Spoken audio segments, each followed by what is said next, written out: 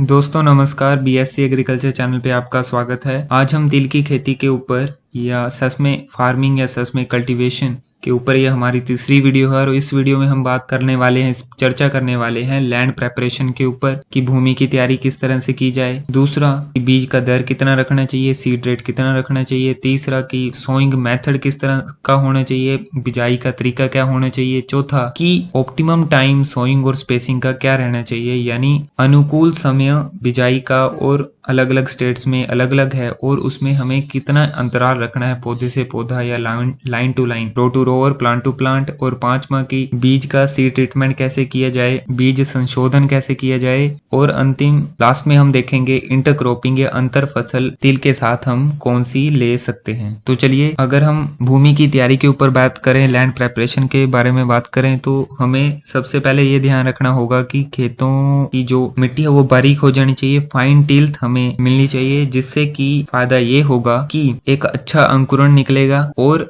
हमें अच्छे पौधों की पॉपुलेशन देखने को मिलेगी खेतों के अंदर। गुड प्लांट स्टैंड या गुड प्लांट पॉपुलेशन खेतों के अंदर मिलेगी, क्योंकि अच्छा अंकुरण होगा जब प्रॉपर फाइन टिल्थ सोइल की होगी। और हमें ये ध्यान रखना होगा कि जो खरपतवार है वो खेतों में ना हो और परफेक्टली लेवल्ड खेत हो, यानी समतल हो खेत, जिससे फायदा ये होगा कि पानी उसमें नहीं खड़ेगा, ताकि हम वाटर लॉगिंग को अवॉइड कर सकें। और क्योंकि तिल के पौधे पानी के जमाव के प्रति बहुत ही ज्यादा सेंसिटिव होते हैं, तो इसलिए हमें वाटर लॉगिंग को अवॉइड करना होगा परफेक्टली लेवल्ड खेत को बना के। ठीक है, ये तो हो गई भूमि की तैयारी। दूसरा है सीड रेट की बात करें, बीज दर की बात करें, तो हमें 1 हेक्टेयर यानी 10,000 मीटर स्क्वायर या 2.5 एकड़ जिसमें आते हैं, उसमें हमें 5 किलो बीज इस्तेमाल करना होगा, ताकि प्रॉपर प्लांट स्टैंड मिल सके, प्लांट की पॉपुलेशन हमें मिल सके। और जहाँ पे सीड ड्रिल या बीज बोने का जो यंत्र होता है उसका इस्तेमाल होता है, वहां पे हम बीज की दर को कम कर सकते हैं। 2.5 किलो से लेकर 3 किलो 1 हेक्टेयर में हम इस्तेमाल कर सकते हैं, ना कि 5 किलो। और बाद में हमें इंटरकल्चर इजी रहे,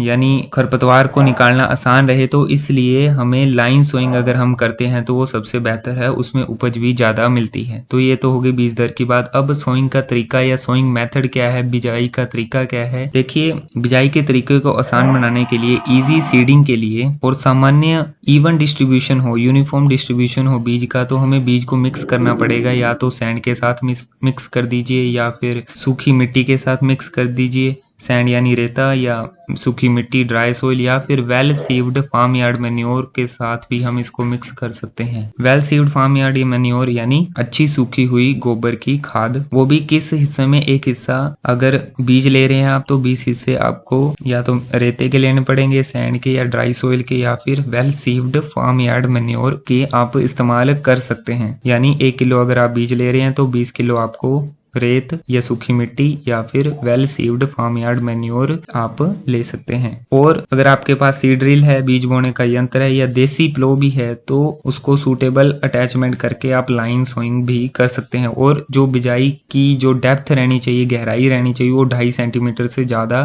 ना हो तो बेहतर है, क्योंकि अगर हम ज्यादा गहराई में बीज बिजाई कर देंगे या डीप सीडिंग कर देंगे तो उससे डायरेक्टली अफेक्ट पड़ेगा जर्मिनेशन के ऊपर, उसके अंकुरण के ऊपर, और हमें अच्छा प्लांट स्टैंड नहीं मिलेगा खेतों के अंदर। तो ये तो हो गई सोइंग का तरीका, बिजाई का तरीका। अब अनुकूल समय क्या है बिजाई का अलग अलग स्टेट्स में, ये भी आपको अपनी स्क्रीन पे दिखाई दे रहा होगा, और उसमें क्या स्पेसिंग रखनी है। देखिए, जो इंडिया का जो क्लाइमेट है वो इतना ज्यादा वेरिएबल है, इतना ज्यादा उसमें भिन्नता है कि सच में की बिजाई और उसकी जो कटाई है वो साल में हमेशा होती ही रहती है, इन ऑल द मंथ्स। तो स्पेसिंग जो हमने रखनी है वो डिपेंड करती है कि कौन सी वैरायटी है या कौन सा सीजन है। तो इसलिए आपको ये जो टेबल है ये आपने ध्यान रखना है। जैसे आंध्र प्रदेश में खरीफ सीजन में सोइंग टाइम है 2nd फोर्टनाइट ऑफ मई, यानी जो दूसरा लास्ट के जो 15 दिन है मई के, 2nd फोर्टनाइट, एक फोर्टनाइट 15 दिन का होता है, तो फर्स्ट फोर्टनाइट हो गया पहले 15 दिन मई के और 2nd फोर्टनाइट हो गया लास्ट 15 दिन मई के। तो उस टाइम पे आपको स्पेसिंग 30 बाय 15 सेंटीमीटर रखनी है। और उसी तरह अगर तेलंगाना की बात करें, तेलंगाना की, तो खरीफ सीजन में 2nd फोर्टनाइट ऑफ जुलाई सोइंग टाइम है और वहां पे 30/10 या 30/15 सेंटीमीटर हम उसकी स्पेसिंग रख सकते हैं। 30/10 का मतलब है रो टू रो हमें 30 सेंटीमीटर गैप रखना है, यानी लाइन टू लाइन हमें 30 सेंटीमीटर, और पौधे से पौधा और जो एक लाइन के अंदर जो पौधे होंगे उसमें पौधे से पौधा हमें 15 या 10 सेंटीमीटर हम गैप रख सकते हैं। उसी तरह गुजरात का आप देख लें, सीजन ये है, सोइंग टाइम ये है और स्पेसिंग ये आपको स्क्रीन पे दिखाई दे रही है। मध्य प्रदेश की, महाराष्ट्र, विदर्भा रीजन, राजस्थान की, ओडिशा की, उत्तर प्रदेश, उत्तरांचल, बिहार, झारखंड, वेस्ट बंगाल, तमिलनाडु, कर्नाटका, असम, पंजाब, हरियाणा, केरला, तो यहाँ पे ये है। अगर हम सीड ट्रीटमेंट की बात करें, बीज संशोधन की बात करें, तो देखिए अगर बीज से जो उत्पन्न होने वाली बीज के ऊपर जो बीमारियां होती हैं, वो सीड बोर्न डिजीजेस होती हैं, उनको कंट्रोल करने के लिए हमें बीज का ट्रीटमेंट करना पड़ता है। अगर केमिकली अगर बात करें तो थीरम का इस्तेमाल कर सकते हैं हम। थीरम एक दवाई है जो कि हमें कितने 2 ग्राम पर किलोग्राम इस्तेमाल कर सकते हैं। उसको किसके साथ मिला के, कार्बेंडाजिम के साथ मिला के 1 ग्राम प्रति किलोग्राम ऑफ सीड, ठीक है। और या फिर अगर आप ऑर्गेनिक खेती करते हैं तो उसमें ट्राइकोडर्मा विरिडी इसका इस्तेमाल कर सकते हैं। कितना करेंगे, 5 ग्राम प्रति किलोग्राम ऑफ सीड या बीज।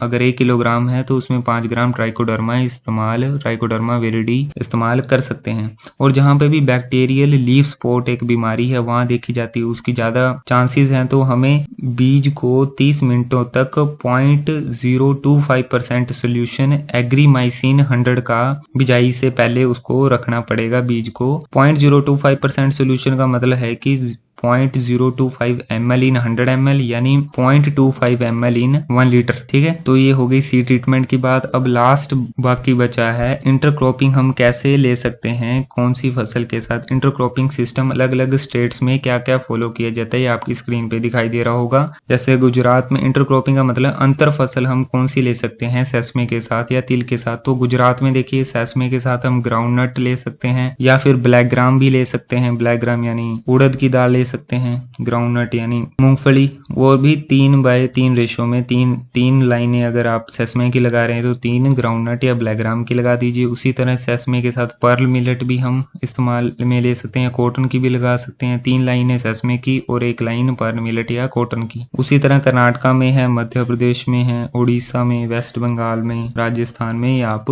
देख लीजिए। बाकी अगर आपको किसी भी तरह का सवाल है इस वीडियो से रिलेटेड तो आप जरूर पूछें। तो दोस्तों इस वीडियो में इतना ही।